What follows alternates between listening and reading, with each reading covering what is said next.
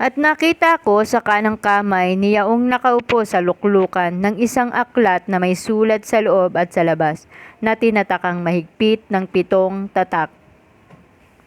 At nakita ako ng isang malakas na anghel na nagtatanyag ng malakas na tinig. Sinong karapat-dapat magbukas ng aklat at magtanggal ng mga tatak nito? At sino man sa langit o sa ibabaw man ng lupa o sa ilalim man ng lupa ay hindi makapagbubukas ng aklat o makatingin man.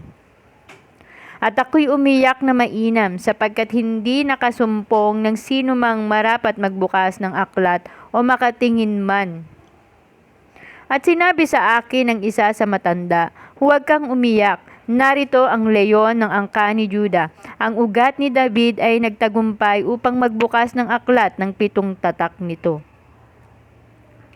At nakita ko sa gitna ng luklukan at ang 4 na nilalang na buhay at sa gitna ng matatanda ang isang kordero na nakatayo, na wari ay pinatay na 7 sungay at 7 mata na siyang 7 espiritu ng Diyos na sinugo sa buong lupa. At siya'y lumapit at kinuha ang aklat sa kanang kamay ni Yaong nakaupo sa luklukan. At pagkakuha niya ng aklat, ang 4 na nilalang ng buhay at ang 24 na matatanda ay nagpatira pa sa harapan ng kordero, na ang bawat isa ay may alpa at mga mangkok na ginto na puno ng kamangyan, na siyang mga panalangin ng mga banal. At sila'y nangaawitan ng isang bagong awit na nagsasabi, "Ikaw ang karapat-dapat na kumuha ng aklat at magbukas ng mga tatak nito, sapagkat ikaw ay pinatay at binili mo sa Diyos ang iyong dugo ang mga tao sa bawat angkan at wika at bayan at bansa.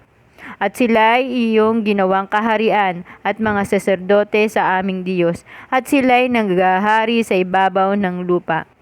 At nakita ko at narinig ko ang tinig ng maraming mga anghel sa palibot ng luklukan at ng mga nilalang na buhay at ng matanda, at bilang nila at 10,000 tagsi 10,000 at libo-libo, na nangagsasabi na malakas na tinig, "Karapat-dapat ang kordero na pinatay upang tumanggap ng kapangyarihan at kayamanan at karunungan at kalakasan at kapurihan at kaluwalhatian at pagpapala."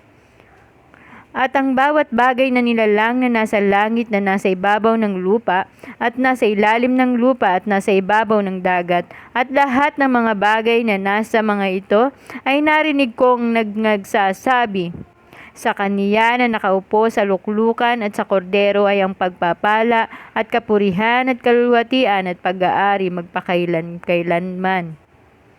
At ang 4 na nilalang na buhay ay nagsabi, "Siya nawa," at ang matatanda ay nangagtitira pa at nangagsisamba.